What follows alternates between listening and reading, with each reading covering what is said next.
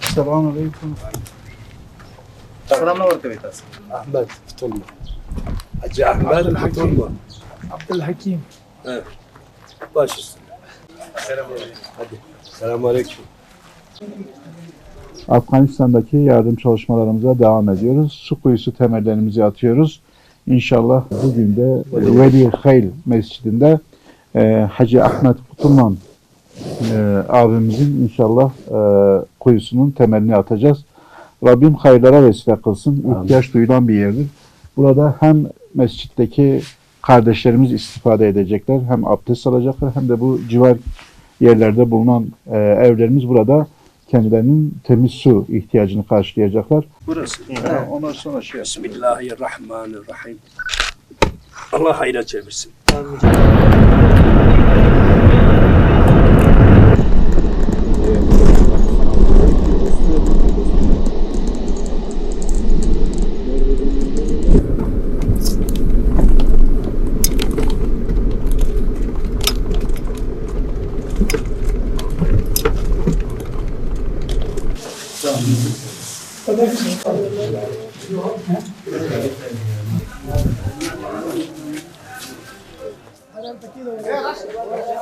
Bismillahirrahmanirrahim.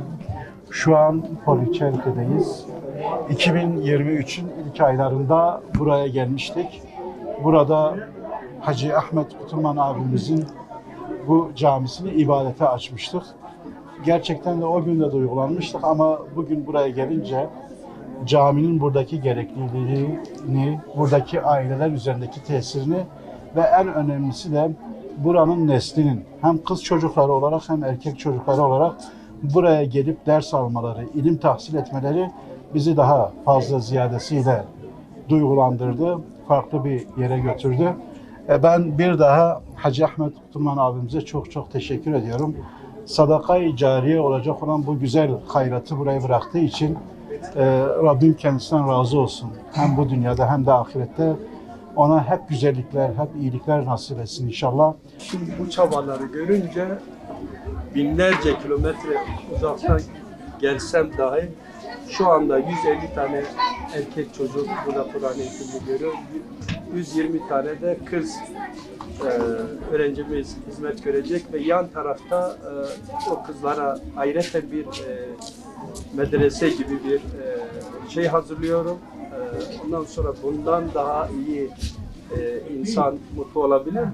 Bunun daha ötesi yok. Yani bunlar Allah için, sadece Allah için ibadet ediyorlar. Ve sadece bütün çocukları şu anda bu şekilde eğitim görüyor. Ben bu çocuklarla nasıl gururlanmayayım? Nasıl sevinmeyeyim? Bundan daha iyi bir şey var mı? Yok. Buraya gelmemin sebebi de Umut Kervanı. Yani Umut Kervanı özellikle Cengiz Bey'e çok teşekkür ediyorum ve Umut Kervan'ın bütün fertlerine de teşekkür ediyorum. Hizmetlerini çok iyi görüyorum. Güzel hizmetleri var ve bu hizmetlere destek olmak lazım. Ben bunu gördüğüm için ve bu desteği seve seve veriyorum ve vermekten de mutluyum, huzurluyum. Yani ben çünkü hizmetleri görüyorum. Yani şimdi insanlar görmeden belki başka şeyler söylüyor ama içinde yaşadığım için yani bu hizmetlerden daha iyi bir hizmet olamaz. Kendimi Umut Kervanı ile birlikte bu tür hizmetlere kendimi adamak istedim ve gerçekten çok güzel bir şey yaptım ve bununla mutluyum, huzurluyum. Keşke daha önce yapsaydım, yani geç kaldım. Hayratları boşuna gitmiyor. Çünkü gerçekten çalışmaları da çok güzel, çok sistemli bir çalışmaları var. Özellikle yani Cengiz Bey'i gördüm. Bazen gece yatmıyor. Ondan sonra çok yani çok harika bir çalışması var. Yani ben yani söylemekle tarifi olmaz. 2,5 saatlik bir yolu 12 saate aldık ve gerçekten yollar çok kötüydü.